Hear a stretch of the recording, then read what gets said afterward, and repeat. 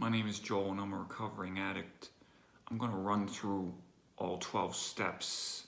Step one, when I think about step one, I think about denial and resignation. At the end of my active addiction, I had two basic responses to the fact that I could see my life was becoming what we call unmanageable.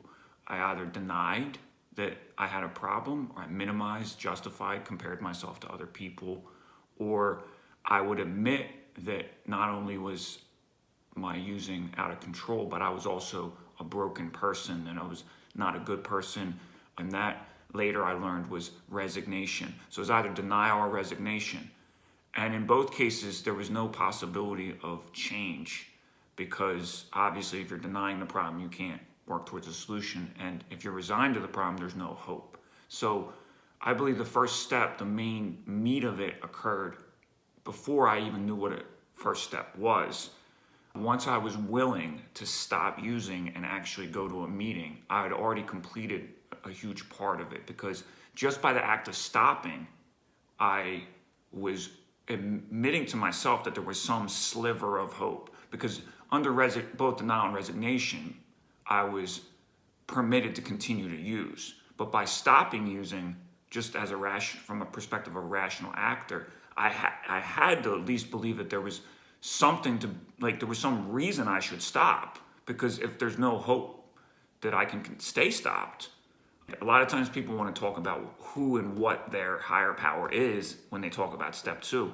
And I don't think that's as important as how that higher power operates. So what is the force, or what are the forces that are going to allow a person to be restored to sanity, which means sanity is not being trapped in that denial and that resignation and the using that caused the denial and resignation. What has the ability to prevent us from doing that, and what has the ability to give us any insight into why we felt like we needed to behave that way in the first place? Even people that have a kind of working a relationship with some kind of formal religious higher power have to investigate how is that higher power going to help you? Because typically most religions aren't talking about how God helps you not do drugs. Like, it's not written in the Bible, Jesus says if you do this, you cannot do drugs. Like, you have to be able to actually see how that's going to function on a day-to-day level and function in, let's say, your spirit. Step three is having found some actions that you believe are going to be part of the solution to staying clean and staying abstinent, and then also recovering, also becoming a different person that doesn't even want to do drugs anymore. It's doing those things despite not knowing necessarily that they're going to do what you think they're going to do. So it's having faith that maybe talking about your problems on a day-to-day level is going to help you be a better problem solver, so that you don't want to do drugs behind your problems. It's believing that you can possibly get a good feeling from helping other people, which can replace that negative, twisted good feeling we get from drugs. We go and engage in what I call the infrastructure of the 12-step program. And these are third step acts if they're directed towards developing spiritually. So when I go to a meeting, I'm turning over my problems. I've been told that if I go to a meeting, I'm going to get better. And so that's me turning over my will, because my will often say, don't go to a meeting. Again, this is kind of like across time and space, in the sense that this isn't just something we intellectually do in a moment or even in a day. It's not just up here, even though we talk about it. It's something that happens over and over again many times, but also takes different forms. So there's different ways we turn things over. There's different parts of, let's say, our third step behavior. And so typically, a person may not fully feel like they're comfortable with the third step until after some period of time in the program. In my experience, it doesn't have to be like years, it can be months. But it's months of doing some things and then taking from those actions a sense that they're a part of a larger move towards sanity that the second step talks about, and towards a relationship with something greater than us that's going to help us not behave how we used to behave. And it's ideally going to help us become people that have lives that are meaningful and enjoyable enough that we don't feel like we have to find meaning and joy or meaning and pleasure in drugs. The fourth step, what we encounter, what I encountered in the fourth step was kind of like a mass, like a vast like set of things and events and experiences and people and emotions and feelings. Like it's pretty broad. And so I think that the steps are pretty ingenious in the sense that it's set up so that we start with this big mass, and then we're going to go through and we're going to look at what can we pull out. So like the step working guide that I worked out talks about like different, like there's shame, there's sexuality, there's institutions, there's friends and family. Like there's these different places where and areas of our life where we were behaving in ways that didn't really function well for us. But even now, looking back, we're not 100% sure why that was happening and how it was happening. And often we may not even admit that it wasn't working. We're going to think that it does work. And so there's a lot there to pull out. But the idea is to pull out like some general kind of takeaways that from that mass we can distill down into something, a little more workable. So step 5 just becomes an extension of that, call it parsing, like pulling out, in the sense that we say these things out loud and we get a better like focus and clarity on what we're talking about. And we also can't deny it as easily. It's written down and it's said out loud according to the way that I did it, and a lot of people do it. So we admit to God, to ourselves, and another human being the exact nature of our wrongs. We're going through what we wrote in the fourth step, and from that we're kind of saying out loud, like admitting, and then the sponsor can take what he or she has learned about us and then use it in the future to help us. And then we also begin to trust that sponsor, because the sponsor may give us back some of his or her experience that makes us feel less like we're uniquely bad. Step 6 is a further distillation of, so you go from patterns to what typically are called defects and shortcomings. Now, just personally, I have a slight deviation from the concept of defects and shortcomings in the sense that I don't know that language always works. Most things that are considered defects are often functional, in the sense that I don't think you can say they're entirely good or bad, but the word defect implies that it's entirely bad. Now, without getting off on a tangent, I would just say that you can call them, a better way maybe to call them survival skills. You can just call it a trait. And the good thing about some of the NA literature is it talks about most defects are just regular human characteristics or traits blown out of proportion by self-centered fear. And a lot of it is it's coming to understand, and this is why I was talking about that I don't like them being called just a defect, in the sense that a lot of times things that they weren't really defects necessarily when we were using them on a previous way of living. They're becoming defects because we're living a new way. So being angry or defensive or secretive, we're not trusting people, that makes perfect sense, given the incentives that were present in a lot of times in active addicts' life.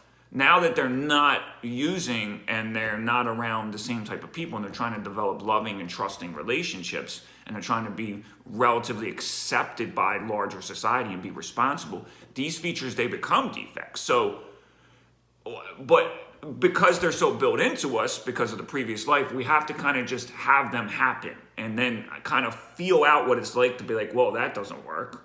And then have it happen again. I don't want to be that way anymore, but I don't really know how to be different, but it still doesn't work, right? And so that's a way of fully confronting these ways of being that don't work for us. So, and having that information, it develops willingness. But we don't necessarily know how to change. And it's very similar to the experience in the first step, in the sense that we don't want to use anymore, but we don't know what it looks like to be able to live without the use of drugs. And that's what step 7 is about. Step 7 is about how do we change? And it's not like entirely self-directed. So a lot of people say you can't change yourself. And what I would say is it's not that you can't change yourself. It's that you can't just change by yourself. You practice things. Like most people practice things before they fully are competent at them. And so that's an awkward phase. And a lot of times when people are being coached and they're practicing, a lot of times what is done in practice it's not necessarily understood by the trainee, how it relates to, say, like putting the ball, like why are we doing wind sprints like when we're just trying to get this ball in that basket, right? But when it is God, it's not just God, it's what does your belief in God say about how you're supposed to behave? So most religious belief systems have a set of behaviors, and then they have a set of that they kind of generally say, like, do this, don't do that. But in addition, almost all religions also have a set of practices in order to kind of gain the ability to be a better person, in order to abstain from things that don't work for us and embrace things that seem to work from us. And so we look to this higher value system, and then the work we've done in step 4 and 5 has allowed us to kind of like sort through and see, well, that worked, well, that didn't work. And then we can often see, well, okay, this lines up with this way of believing about the world and morality and human beings. Like, we get a theory of existence in the world, and it doesn't have to be religious, but a lot of times it lines up with like a theory of why humans generally do what they do and what generally works in a life to get good. Like, these are all things that we start to develop for ourselves, and then we find that they often overlap or integrate with other ways. Like, there's not much new under the sun, so we find ways of seeing the world that match up with the ways other people have seen the world or do see the world, and then we allow that to influence us, and then we change. And we change in ways that can seem mysterious, but there's actually a real logic to it. And again, we are a part of it. We are making active decisions to behave differently every single day. We can't just go make amends. It's just like how the 4th step was this vast set of things needing the following steps to help distill into kind of a picture of who we are and our identity. The 8-step list is also not a straightforward list. Who to include and why we're including them and how to take from that list, like how we're going to go amend things, is all part of the decision. That list is very similar to that 5th step in the sense that it's this, and this, or I mean, the 5th step and then the 6th step in both instances, we're kind of like engaging in this process of saying something out loud to counteract our denial and to kind of like come to full terms. So it's not just an intellectual process where like I admit this, I write it down. It's like, well, that's not the way human beings always work. Like, a lot of times we'll admit something and then instantly we'll want to forget it. We'll want to deny it.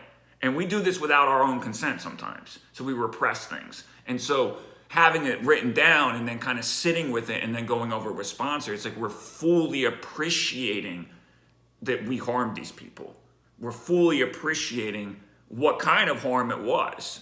And we're fully appreciating often that we're different people, which is a great thing, but we're also fully appreciating the responsibility that comes with all those admissions.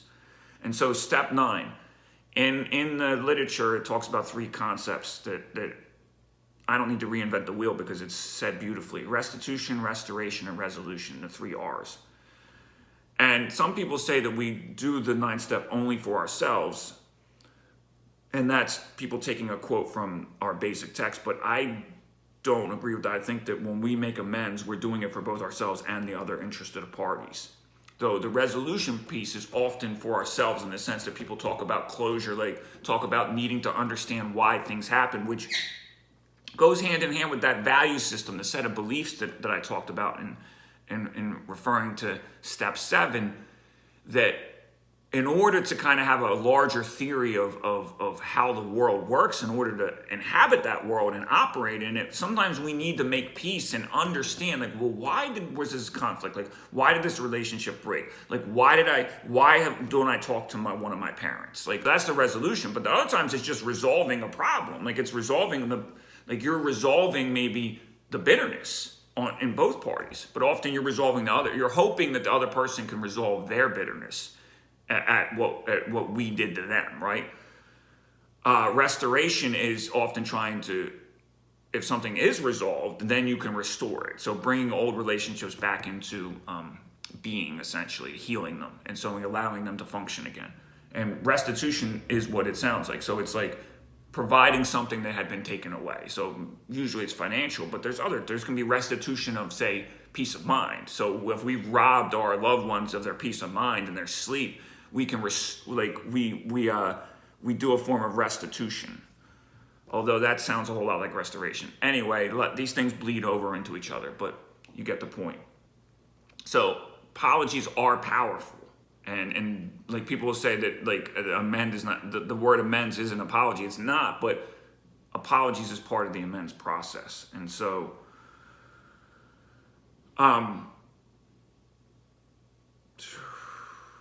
steps 10 is 4 through 9 able to be subtracted down even further to the day-to-day and the moment-to-moment. Again, the massive past behaviors and personality features that has been radically sorted through is like confronted. And it's like we've gotten to a place where it's like we're not burdened by the past, we're not burdened by the confusion. Like all that like confusion about how to behave and that straddling the old way of behaving, like when the old lifestyle and then the new way of behaving with the new lifestyle, like a lot of that's been resolved. And then in 8 and 9, a lot of the stuff, guilt has a way of clogging up our mental space. And so repression and denial sometimes aren't necessarily unhealthy. They're just the way that the mind copes. And so to deal with that gives you the space to like actually confront like day-to-day things. Because what can happen is if we don't face, like if we have too much baggage from the past that we haven't faced, we may not be able to like through facing it we get insights as to like how to behave differently. But if we're not able to face it because there's too much of it, then we're not going to necessarily be able to behave differently in the day. But if it's been dealt with and we've made peace with it both emotionally, spiritually, but also in a sense mentally, we understood why it happened, and we can take from that a lesson as how to behave going forward. I think step 11 is examining and refining those practices and those relationships that I talked about, in the sense that people talk about having like a higher power or a God and they believe in certain like spirituality or religion. It's not just about what like those beings are and even what they say, so to speak, or what their books say or what that code of conduct or ethics is. It's also the practices that bring us close to that being and those practices. It's like engaging in it, like, well, how do I be a better person? Like, how do I get back up when I fail? Step 12 is I think basically seeing how, like, just admitting or like becoming aware of how we're already awake. Like it says having had a spiritual awakening, like that means it's already happened. And so, but it's about also being aware of it so that we can direct it. And that's what the third step is in many ways that I said earlier, in the sense that we start to acknowledge what is going on so that we can direct it forward. And it's consciously continuing all the work from the past and maybe going through the steps again, or just taking the practices and the principles from the steps and continuing to operate using them in life. And the goal is to be of service and to be an effective human, as opposed to that like trapped, impotent person that like felt futile, like felt like an animal, a trapped animal with its back against the wall, or like isolated and like physically isolated, but also mentally isolated, and just, you know, not feeling like we have any kind of ability to make any kind of change, like helplessness as opposed to powerlessness. The step 12 is about moving towards being an effective person, practicing principles and carrying the message to people that suffer, not just addicts, but just people in general, but specifically and first and foremost addicts. And that's what step 12 is. It's taking all the stuff we did to engage, to have engaged in that personality change that in the basic text the 6th step talks about. That we can become spiritually awake, but we can become drowsy, we can doze off, we can fall back asleep. And so it's not as if all the changes that we made to our personality are permanent. They can be reversed. And there's new situations that happen as we continue to live and go through different life stages. So it's about continuing to change, but maintain the changes that already happened. Again, in the direction of having a life that has purpose and meaning for ourselves and lives out our self-defined values. Although we might be inspired by other people's values, in many ways we're not all going to have the same value system. But we all have value systems for the most part. And if we don't, and we've gotten to step 12, we haven't done the work.